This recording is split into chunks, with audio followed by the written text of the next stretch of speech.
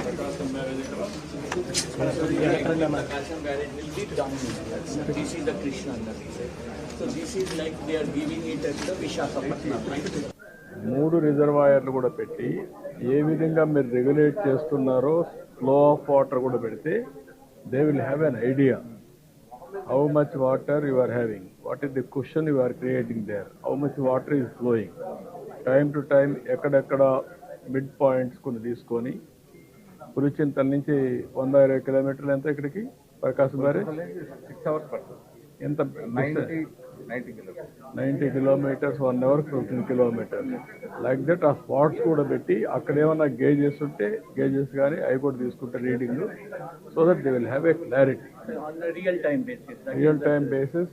Water flow different places, different quantities, contributors మధ్యలో కొన్ని వస్తూ ఉంటాయి, అవి కూడా పెడితే అవి కూడా యాడ్ అయితే ఎంత వస్తుంది వాటర్ లాస్ట్లో టాలీ అయిందా లేదా, అది where you have to work it out. ఇప్పుడు నాకు ఇక్కడ వచ్చినప్పుడు ఈ క్లౌడ్ అంతా కూడా క్యాచ్మెంట్ ఏరియాలో Krishna catchment area, Godavari catchment area division ఉంది. ఆ మ్యాప్లను తీసుకోగలిగా? గోదావరి క్యాచ్మెంట్ ఏరియా కూడా మనం మానిటర్ చేస్తాం. భద్రాచలం నుంచి మనకి ఈ టైం వన్ డే వస్తుంది. ఇక్కడికి వచ్చాక 4,97,000 ఇన్ఫ్లో, 5,75,000 అవుట్ఫ్లో మీరు రిలీజ్ చేస్తున్నారు. ఇంకా పైన నుంచి వాటర్ తగ్గుతుంది తప్ప పెరిగే అవకాశం లేదు.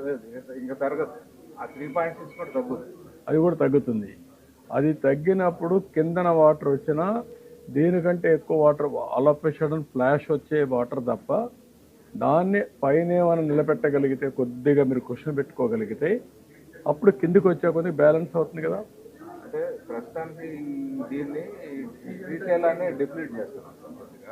ఒక 2 TMC ఒక అడుగు డిప్లీట్ చేస్తాం. నా ఉద్దేశం అది కాదు. ఇక్కడ వర్షం పడిపోయింది, ఈ వాటర్ వచ్చేస్తుంది. ఈ వాటర్ ఎంత టైంలో వస్తుందో క్యాలిక్యులేషన్ అవసరం.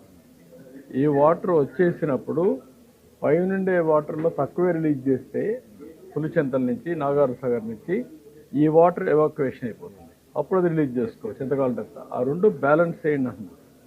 పొద్దున కూడా నాగార్జునసాగర్ వాళ్ళ స్టాఫ్తో మాట్లాడాం, శ్రీశైలం వాళ్ళతో కూడా మాట్లాడాను.